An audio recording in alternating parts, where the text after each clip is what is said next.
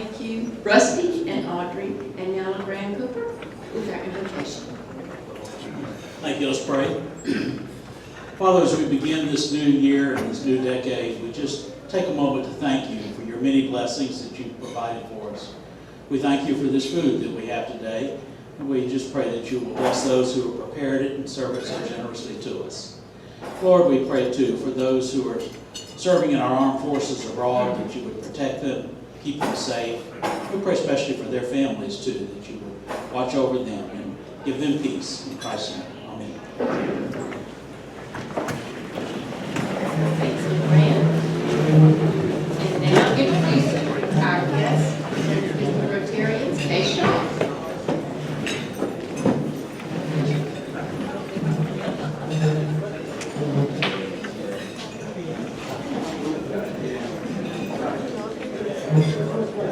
We do not have any visiting Rotarians today, but we are kicking off 2020 with Rotarians with guests. So if you are a Rotarian with a guest, please stand and introduce yourself and then your guest as well. And I'm going to take the privilege of introducing my guest first. My guest today is Christy Ensign, and Christy is the General Manager of Total Comfort Solutions. So please welcome Christy Ensign.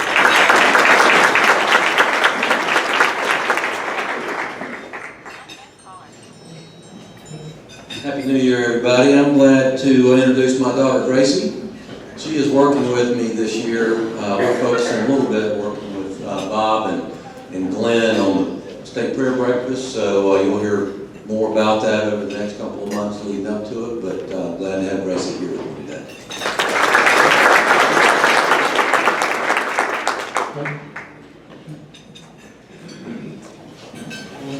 My guest today is Mayan Schechter, who's a legislative reporter from one of our legislative team, and she's here as my guest and in part to cover our honored speaker, Representative Murrell Smith, who's also a Rotarian. Thank you.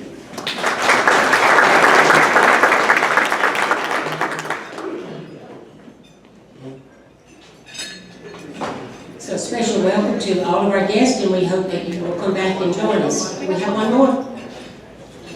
Thanks, sorry, Liz. In fact, we do have one visiting Rotarian. This is Aaron Brown from the University Rotary Club, which is what's it called? The Rotaract Club. Rotaract. Rotaract Club. Anybody heard of it?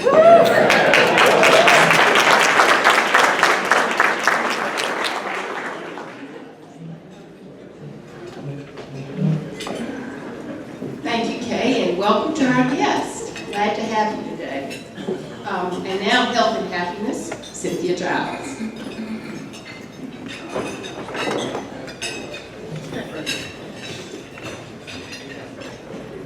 Welcome back, everybody. Thanks for being patient with me while I walk up here. I can't just sit at this table because I have to, do the aid. Today we have a lot going on since it's been like a month since we've seen each other.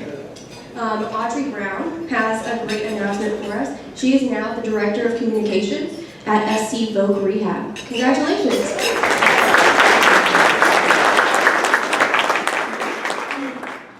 The SC Philharmonic has a Beethoven and Blue Jeans matinee this Sunday at 3 p.m. at the Kroger Center. The Rotarians get half off. So first of all, they never really have them that day, so this is awesome for us, and we get half off, and this is Sunday. It's going to be, the key word to get your half off is Rotary in all caps. So you just go to the website and go ahead and get your tickets.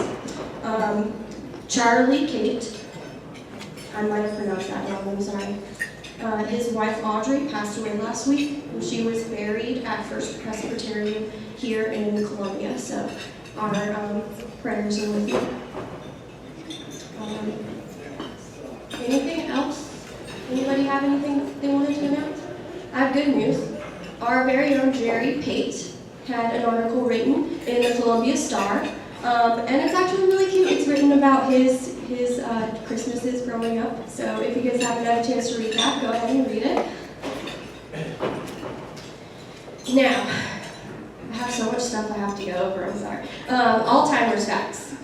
Today's message from the CART committee is research has found that the variation in the APOE gene is currently the best predictor of Alzheimer's. A DNA test is available to determine a person's likelihood of the disease. And a recent survey of 2,100 residents in the UK found that 74% of those surveyed would like to know if they had Alzheimer's symptoms or not. So our question is, would you want to know? We think one thing we do know is that more research is needed. So please remember to make your contributions to the blue bucket. This is an odd term. Okay, now the jokes. Please bear with me, I'm sorry, I'm getting over a cold. Okay, so how many of you set New Year's resolutions this year for 2020? Raise a hand, anybody? And how many have already failed them the weekend? That's okay. New Year's resolutions are made to fail. I made my New Year's resolution, kind of made my friends mad. My goal was to help them all gain 10 pounds so I could look like I lost weight. So I lost that one, I failed. New Year's resolutions kind of set us up for failure though, right? They are usually really hard goals related to personal goals that if we really wanted to achieve, we do it and not wait for New Year's. It's self-control, right? So, yeah, New Year's resolutions are annoying, but failure is good for us. Failure is when we learn the most about ourselves. It helps build character. It gives you a callus. It makes it harder for you to fail again moving forward, right? So next year, when you set that New Year's resolution, don't worry about failing. When you're watching that ball drop for 2021, think back on the whole year and relate to what you did.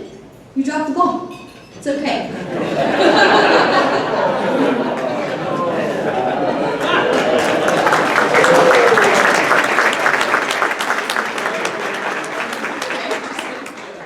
I'll remember that. Okay, club announcements. Oh, wait a minute, Cynthia. You want to talk about next week? I forgot. Get my steps in today. Okay.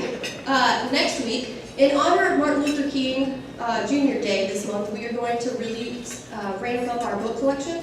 So for the next few weeks, please bring books. Children and adult books. We've teamed up with the United Way, so we can get those adult books into 2 different free little libraries we've got around town, including ours and stuff. As well as we're going to be donating some of these adult books, or, you know, not, we don't want adult books per se. We mean more mature literature that is not X-rated. They're going to go into senior living facilities or assisted living facilities.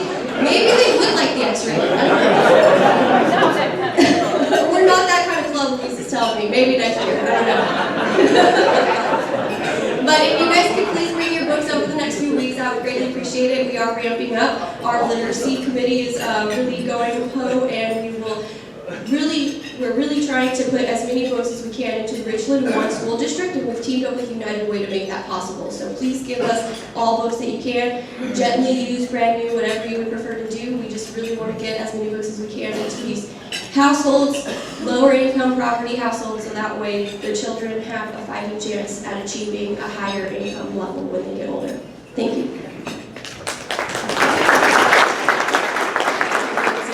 And I will remember that, for sure. Okay, now, announcements. Because we were so rushed in our last meeting, I don't think that we gave the newly elected board much time in the sun. So I would like to announce that newly elected board, and if they would please stand. Margaret Clarkson, she's here. Doug Cochran, Cynthia Giles, Adam Jordan, Glenn Matthews, and Andy Shane. They will serve with President-elect Mason and Catherine, who will be the President-elect at that time next year, Catherine Davis. And I have to tell you, also elected was Blake Buchanan, who was selected by this board to serve as your next president-elect nominee. So let's congratulate her.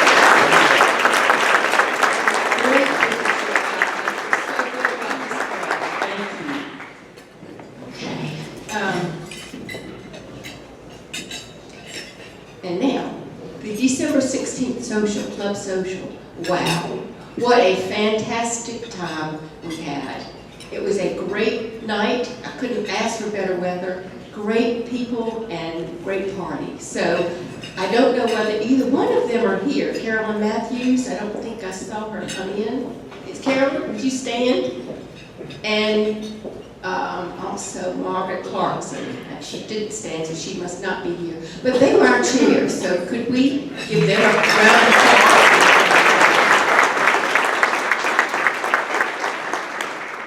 And what about our sponsors? All of you who were sponsors for that event, would you please stand?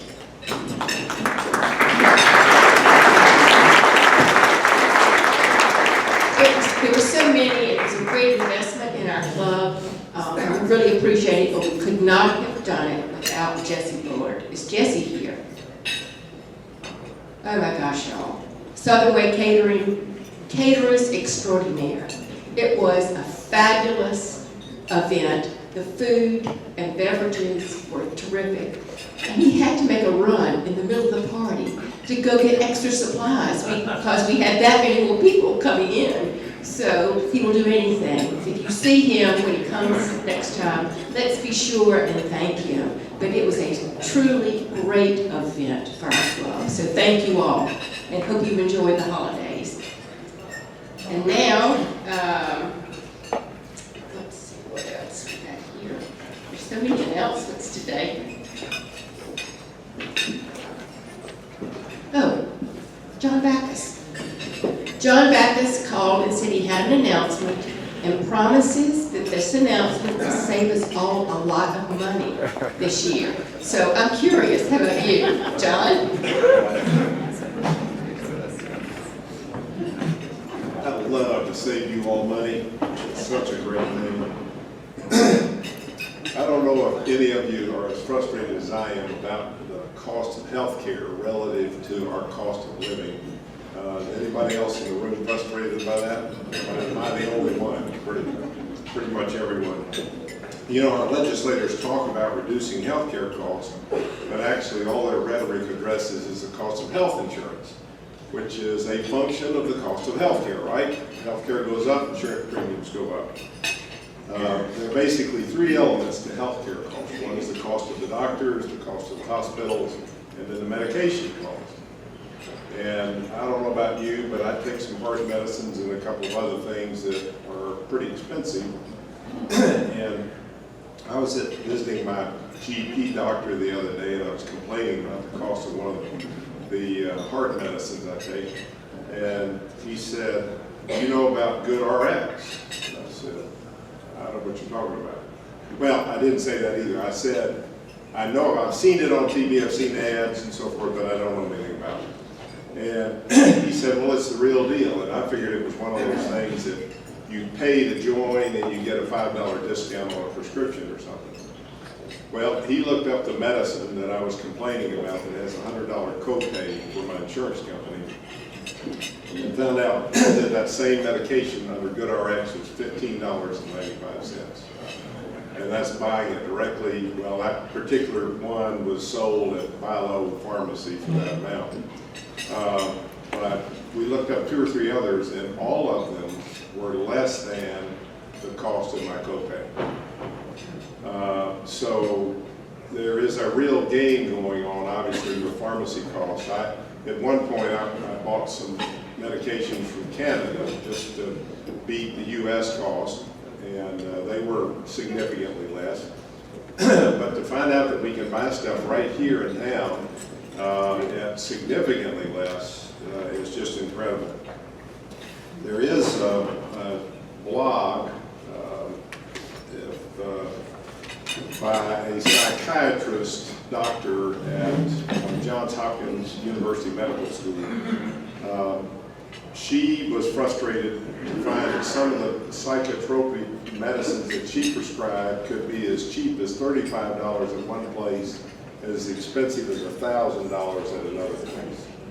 And so she did some research and contacted the people that founded GoodRx. It turns out they're a group of Facebook employees who started this thing, and the guy who's the founder of it was frustrated with pharmaceutical costs in this country, and he decided to try to use his knowledge of the internet to figure out how to beat that system.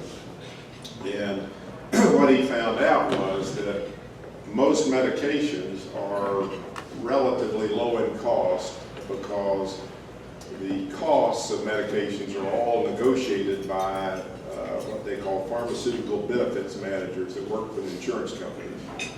And they'll negotiate a cost for the pharmacies, but some pharmacies will charge a much higher price than another pharmacy. So thus the variation, you may get a medication that's 3 or 4 times as much at one pharmacy than at another. So this is an interesting article because it explains how that whole thing works. It's kind of gives you a view into the back door of how pharmaceuticals are priced. I'm going to send it to you if you want to put it up on the website, this particular article. I found it really interesting because it really does explain how the whole pricing structure works.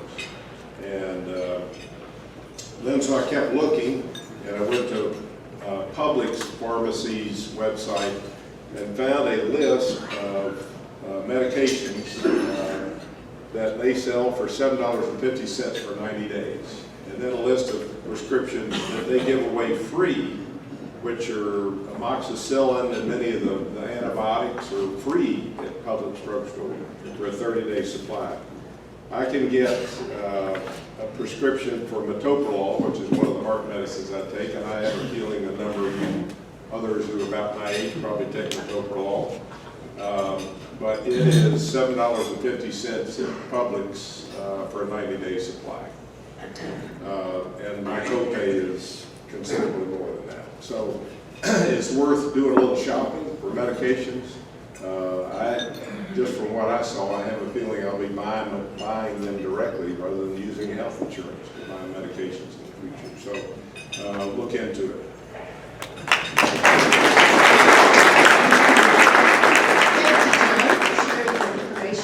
We're going to be rich. Less poor. Or less poor. Okay, now, what a wonderful way to start a new year than inducting new members. So, past president, Michael Kahn, it's all yours.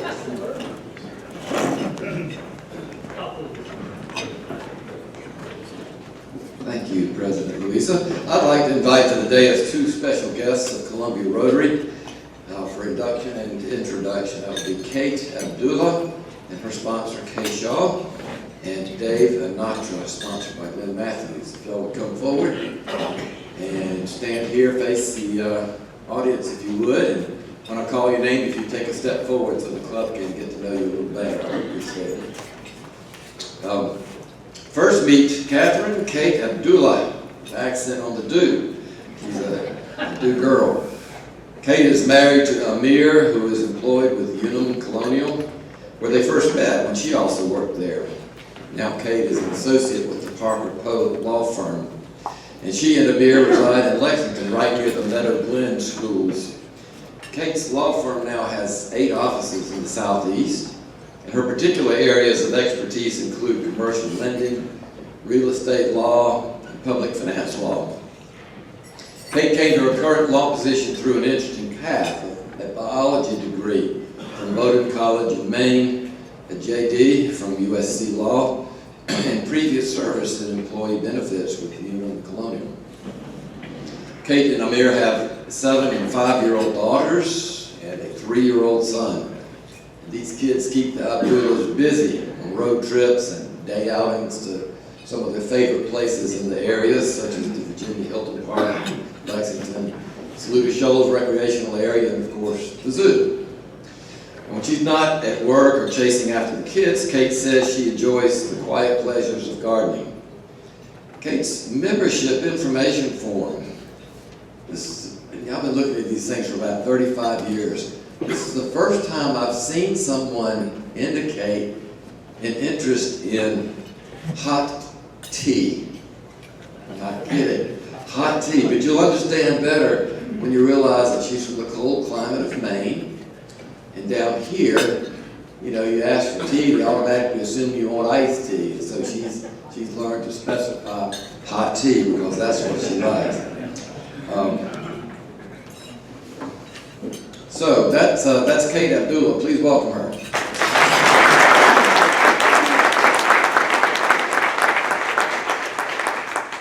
And next up is Dave Anatra, sponsored by Glenn Matthews. You know, we just came through the season of you better watch out, you better not pout, you better not cry, you better not. And I'm going to give you a reason, another reason today besides Santa Claus to behave. And that's because Dave is a private investigator. In fact, he probably already has photographs of you in some compromising position. No, seriously, Dave is a SLED licensed professional with Stillinger Investigations and with experience in white-collar crime, employee theft, and violence, and not only small crime, but now more major crime experience. My guess is that Dave Anatra would make a fascinating person with whom to share a Rotary table. With a bachelor's degree from Ashland University in Ohio and specialized continuing ed courses in interrogation and law enforcement, Dave, who is married to Kathy, now lives near Blythewood and comes to us with a very strong commitment to community service. He's been both a Lion and a Kiwanian. In fact, when he was president of his Kiwanis Club in Joplin, Missouri, he spearheaded an effort to raise over $140,000 in 10 short days for the tornado victims in 2011. Finally, we need to address what you've been thinking about the whole time you've been looking at Dave. You're thinking, he looks like Sonny Bono. Dave gets that a lot. In fact, he has fun with it. When he dined, for example, in the California restaurant bearing Sonny Bono's name, but at some point after Sonny had died, people kept staring at him like he was a ghost returning from the past or something. The proprietor was even amazed that he comped Dave's lunch. Please welcome Dave Anatra.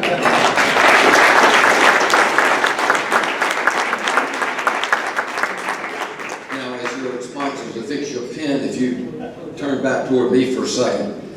I want to say just a few more closing remarks. First, this pen is a great conversation opener for you. You put it on your suit, and you can get additional ones for your other suits as well. Several online sources for that. But I'd like to give you an extra one too. These both belong to my dad, who was a long-time Rotarian in this club, and it's just an extra one that you can put on your other suit. And yes. My way of saying welcome to Rotary. You're joining 1.2 million other Rotarians today. To give you a visual of what that might mean, if you had, for example, 1.2 million clients, Kate, and Dave is investigating them all, and they were stretched arm to arm from here, they would reach all the way to Evanston, Illinois, and back. Evanston being the headquarters for Rotary International. That's a lot of colleagues now that you're joining, and we want to welcome you to that organization.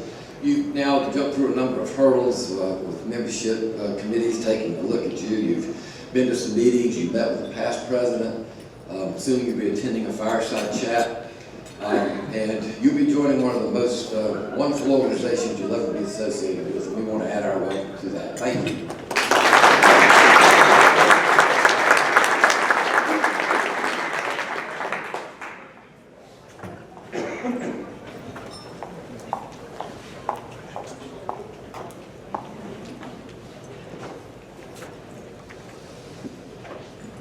Thank you, Past President Michael, and welcome Kate and Dave, excuse me, I'm sorry, welcome. And now I know I promised you a great speaker, and here to introduce him is probably the best friend I've ever had and a wonderful friend of this club, Stephen Reed.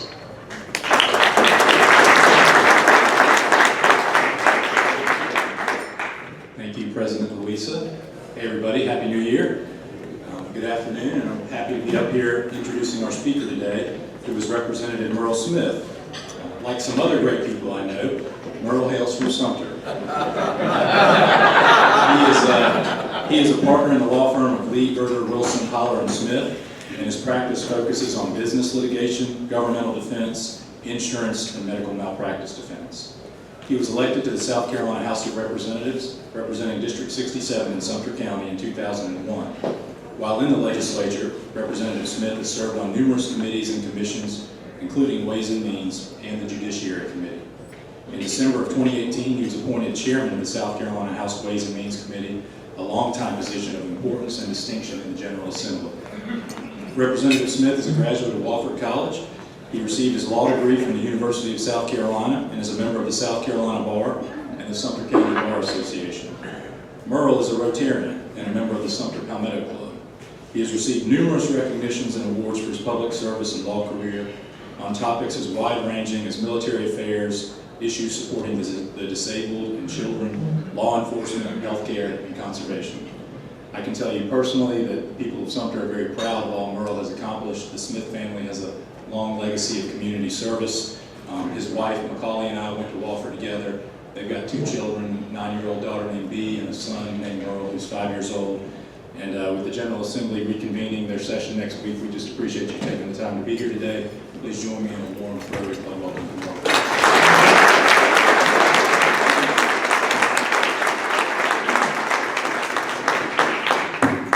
Thank you for that introduction. As you can tell, those of us from Sumter are tight with one another, and Sumter is the center of the universe and should have been the state capital. So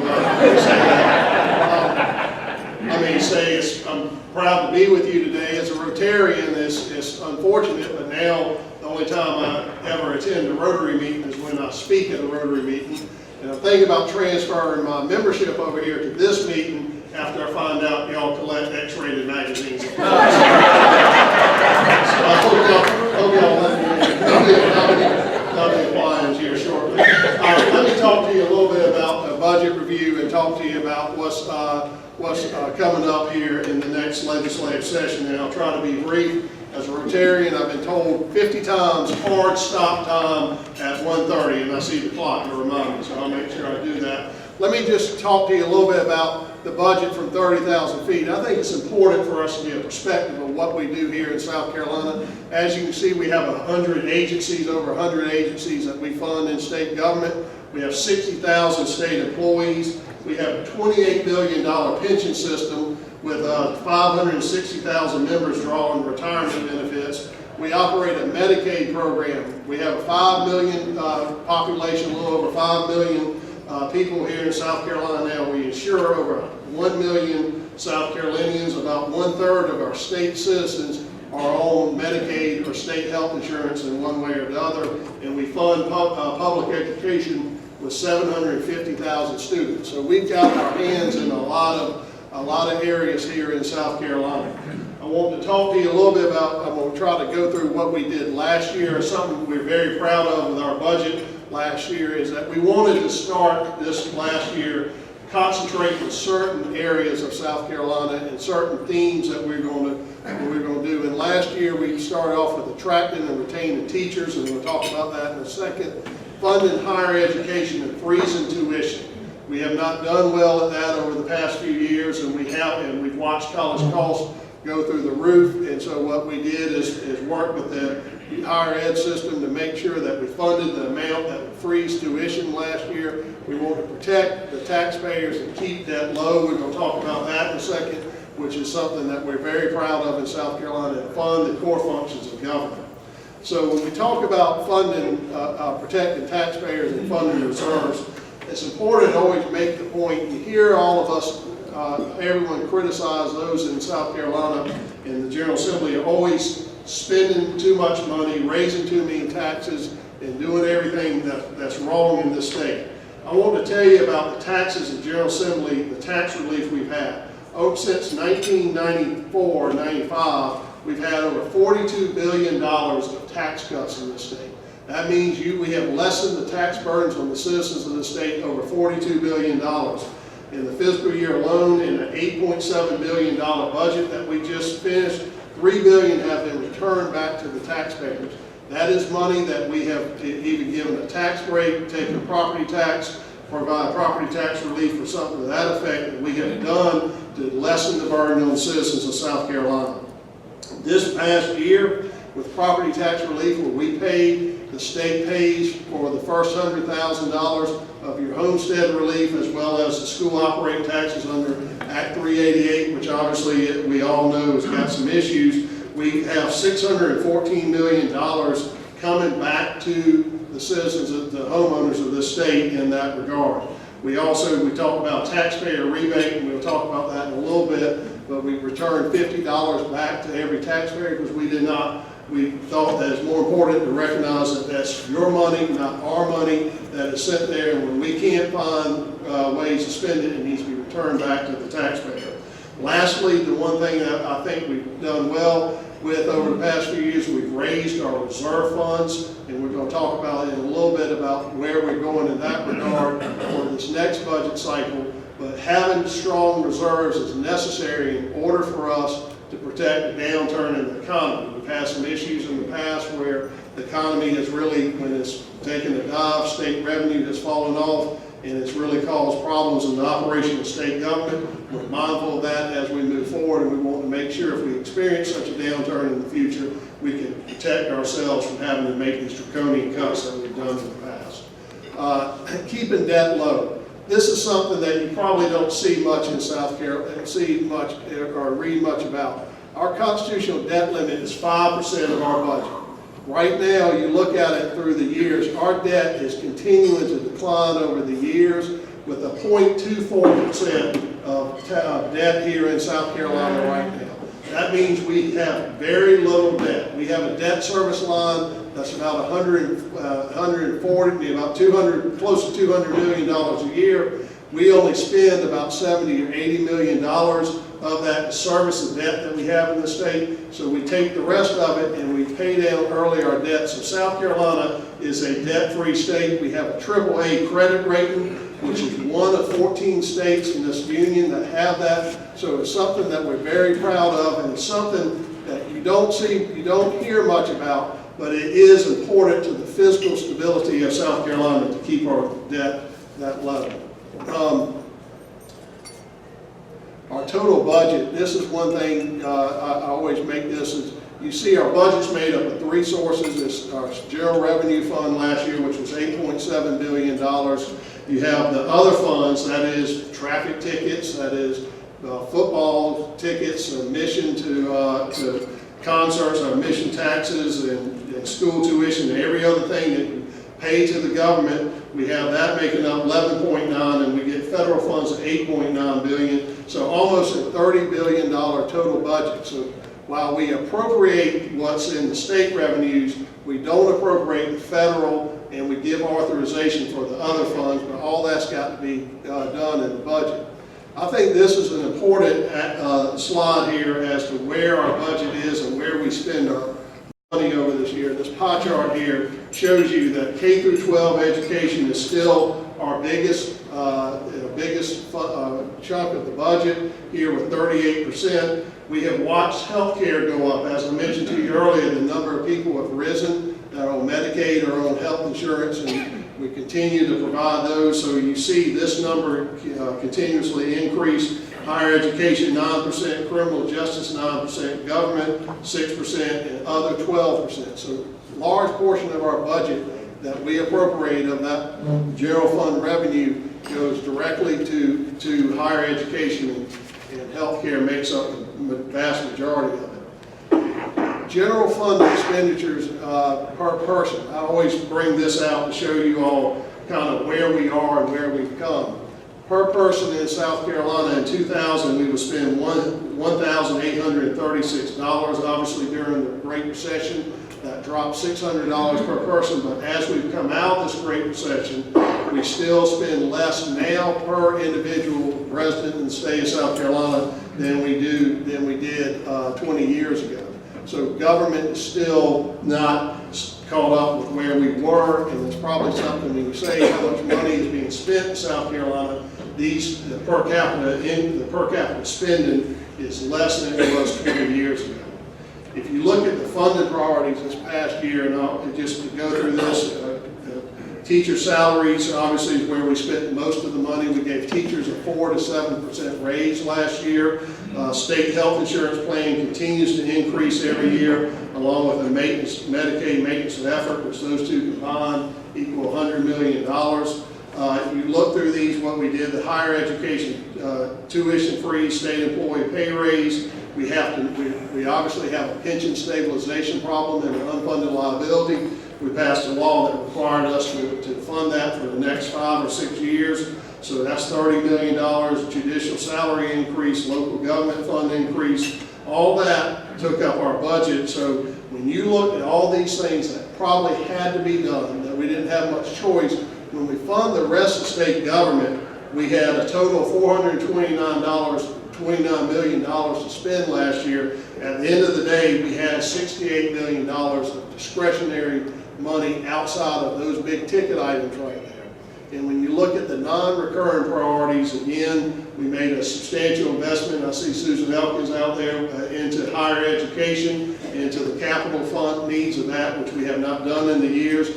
Our buildings in South Carolina are crumbling. We have to maintain our buildings and our facilities for our employees and the operation of state government, so we put some money into there. Obviously, we got new voting machines this year, an amount of $40 million. We have veterans, nursing homes, had to do a match for that. Again, as the brain of South Carolina occurs, we need to make sure we service those folks, especially the ones who are serving our country and serving our state. So we've increased the nursing home facilities here in South Carolina through the Veterans Administration. Obviously, we have to DSS child support enforcement system, and we had hurricane match from last year and some other upgrades. So most of the money, again, of the $313 million we had to fund on the non-recurring, that's one-time money that we had, most of it went to those big ticket items with $167 million left over.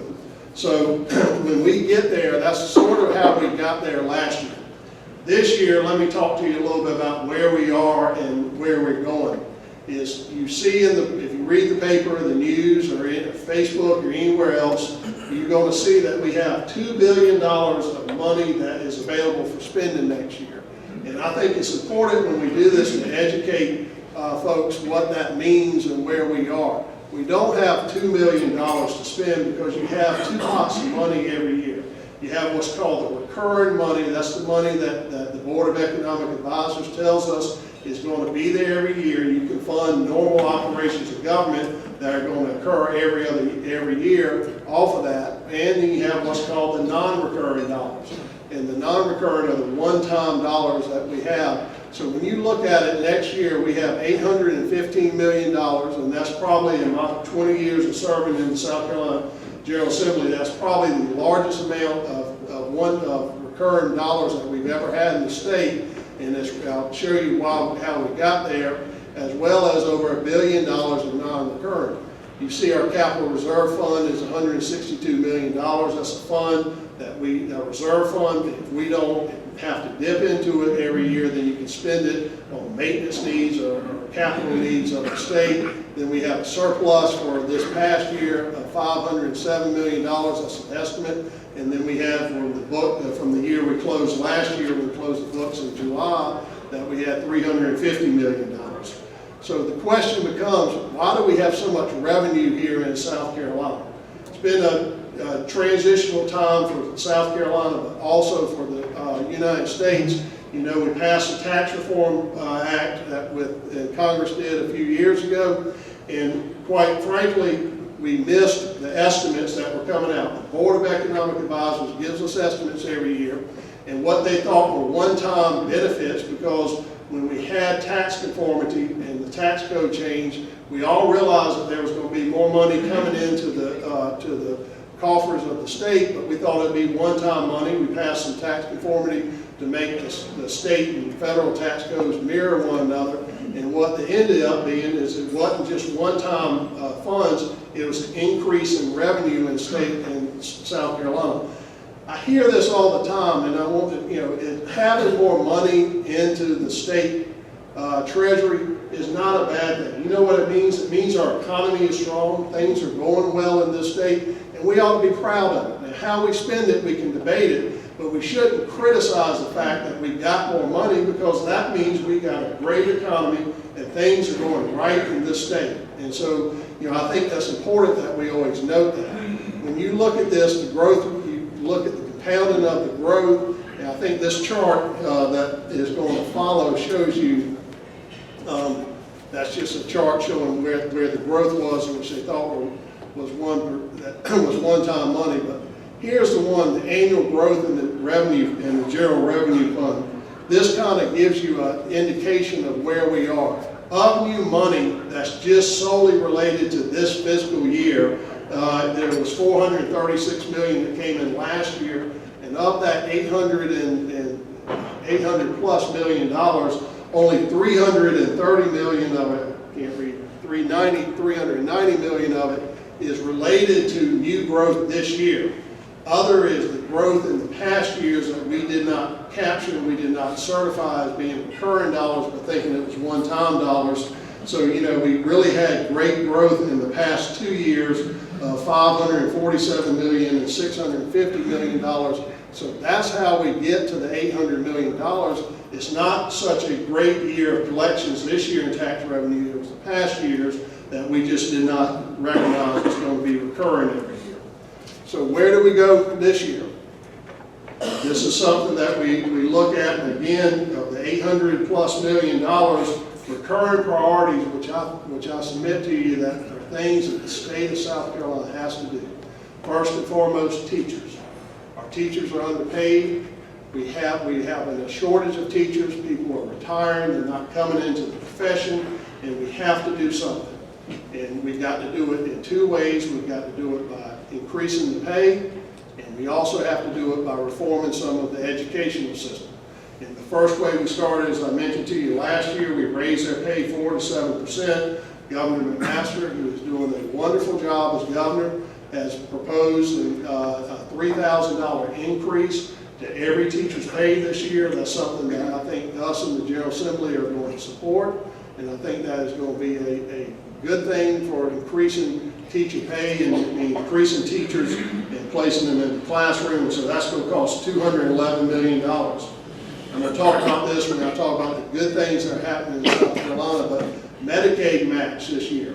We're going to have to, the federal government matches us 2 for 1, or 3 for 1 on the match, except this year, because our per capita income has gone up in South Carolina, which is a good thing, our contributions from the federal government are going down. So in order for that, we're going to have to make more of it. We're going to pay more of our share of Medicaid, so that's going to cause us to go pay close to $100 million, $48 million to fund our reserve funds as required by the Constitution. Our pension form increase is $37 million. We'll have another $30 million in the health care system. Maintain the base student cost to keep it at the same inflationary amounts, $22 million, and the required local government increase, which we're going to match, is another $12 million. So that's a total of $459 million before we even start talking about other needs in the state, Department of Social Services, corrections, other areas. So again, there are a lot of needs in the state of South Carolina that we have to address. Let me quickly talk to you about the major issues next year. As I told you, education is a huge issue. Again, we spent $159 million raising teacher salaries. We're going to do that again, hopefully another $200 million. But more importantly, what we have is we have an education reform bill that has passed the House and is in the Senate. And hopefully it is time for us to pass that education reform bill, because we have to move forward in reforming education. Nobody is satisfied with the current system. We all know that there needs to be improvements, and that's the future of South Carolina. We have to reach in and make sure that we are training our children and our future to meet the needs of our employers, and we can't do that with the way we're doing it now. So we have done this, we have had House Bill 3759, which was sponsored by Speaker Lucas, And that has done a number of things of getting, you see the goals of the legislation have 60% of working age South Carolinians to have post-secondary degree, and that can either be through a technical college, an associate's degree, or there, but we'll focus on students, improving teacher recruitment and retention, and giving less tests. Make sure that we're spending more time teaching our children than testing our children, and that's a problem that we've had over the years. Another major issue is Santee Cooper. It's our government-owned utility here in South Carolina. I don't need to explain to everyone here what happened with VC Summer and the issues that we went through. Obviously, that has created Dominion coming into the state. But regardless of that, Santee Cooper has 2 million South Carolinians that they serve either through direct serve or through the co-ops, where the co-ops buy all their electricity from there. So what we've done is we've realized that of Santee Cooper's share is $4 million, and the only way they can pass that on is pass it on to the customers in the form of higher utility rates. So what we've done last year is we passed a bill at the end of the session that required the Department of Administration to put out a bid process and to come up with 3 options for the General Assembly, and that is 1, a sale, number 2, a management agreement, and number 3, to have a reform plan by Santee Cooper. And they're to submit that by January 15th of this year, which is about, I guess, 9 days away. So next week, we're going to be receiving their recommendations. And the General Assembly, the Ways and Means Committee, and the Senate Finance Committee has 30 days to start moving that legislation and start saying what we're going to choose and what the future of Santee Cooper is going to look like. Let me tell you this right now, nobody's got any predetermined idea of what we're going to do. But I can tell you one thing the South Carolina House is going to do, because it's going to be coming through the committee which I chair, is we're going to follow the facts. We're going to do what's in the best interest of the ratepayers of the state and the taxpayers of the state. And so hopefully we're going to get that moving, and we're going to have an answer, because the one thing that's crippling Santee Cooper is the uncertainty at this point. And we have to bring this to a conclusion, and kicking this can down the road or trying to run out the legislative clock is not going to do this state any good. So those who are against everything and just say leave it as is, that's going to result in higher utility costs and more disruption into our electricity and utility market in this state. And I can tell you right now, I have employers and people with factories and industries that want to locate here to tell us South Carolina has some of the highest rates in the nation. We should not have that. And these are some of the reasons. My fun facts at the end of this, I'm getting close of it. I think this is what we need to focus on, and what we need to talk about when I go around and speak at clubs. We have, South Carolina has the 6th highest population growth in the country. 89% of our population increase is for people moving to South Carolina. So we are having more people moving here than leaving here or dying. And that is a good thing. You have about 7 or 8 other states that are losing population, not South Carolina. We've increased our population by over 1 million people this last year. Our reserves have gone up. Our general expenditures adjusted for inflation have gone down. We've reduced government by 7,000 state employees, and our unemployment right now has gone from 4% 20 years ago to right now we're at 2.4%, and we got 70,000 jobs looking for people. We've got a problem in this state. We can't meet the needs of our workforce, and that's something that we all ought to be celebrating. We got more jobs, and we got people looking for jobs, and that's a challenge that we're going to face here over these next few years. We're beating our neighbors. I think this is what is very important. Our per capita income grew by 4%. That's the highest growth in the east of the Mississippi. So in the eastern United States, we are beating every other state. We're one of the 5 lowest states in per capita tax collection. $1,100 less in Virginia, $500 less in North Carolina, and $250 less in Georgia. Our unemployment rate, as I mentioned, is the lowest in the South. Things are moving in the right direction in South Carolina, and it's our job to make sure we keep it that way, but we're not going to be able to do it without investing into the right areas, investing in our workforce, investing in our people, and making sure that we're keeping a strong fiscal policy here. So with that being said, I have 4 minutes, and I'll be happy to answer any questions. Yes, ma'am. One of the earlier slides you had showed the reoccurring expenses. Why are we spending $10 million a year on hepatitis C treatment in our correction facilities? What is going on? Well, there's a federal judge that told us we had to spend that. You have hepatitis C, which is someone sued the Department of Corrections and said that they were entitled to treatment. It's probably one of the most expensive. You can cure hepatitis C, but you can cure it for about $100,000+. And so the judge has ordered that we do that. It's constitutionally required. We have to follow the laws, and so that's just the tip of the iceberg. It's going to cost about $30 million when we're done. Yes, sir. Roads and infrastructure.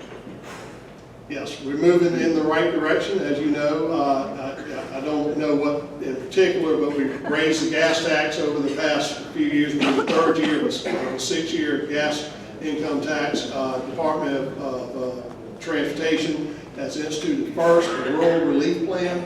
And so we are fixing our most dangerous roads where all the traffic deaths were occurring. And that's the one thing we did when we did reformation of the Department of Transportation. We don't fund roads by statistics, not by where the legislator wants them to be resurfaced or fixed.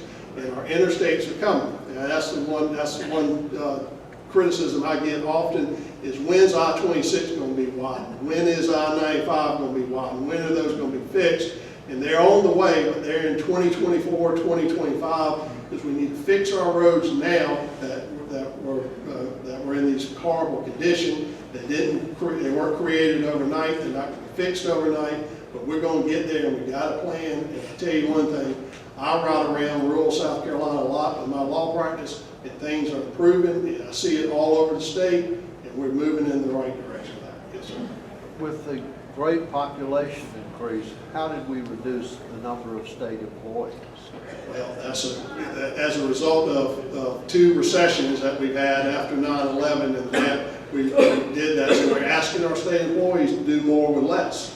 And so that's something that when you look at this, given the increases, to me, one thing we've got to do, we've got to reform the pay of state employees. We've got an antiquated pay system that was created in the 1980s and early 90s, and we need to attract people to come and work in this state and not make it where they have to sacrifice in order to be a state employee. Anyone else? All right. There is a lot of news media about the penny tax and what Columbia did wrong with our use of the penny tax. Are you guys doing anything to look into that and the increase in parking taxes that they're talking about as well in the area? I'll leave that to my Columbia delegation members. I'll stay away from that.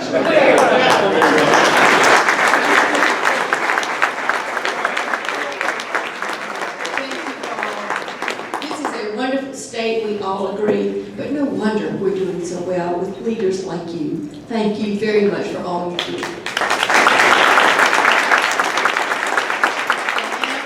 Professor Mason, where are you? Instead of, well, tell us first about next week with the Discover Rotary. Next week we have our first Discover Rotary meeting. It's to be here at 11:30. Excuse me, I have a little frog in my throat. So please bring prospective members, those people who may be interested in joining our Rotary Club. We'll be here at 11:30. It'll last about 45 minutes. They're welcome to stay as guests to accompany you all at the Rotary meeting next Monday at 12:30, where we will hear Congressman Joe Wilson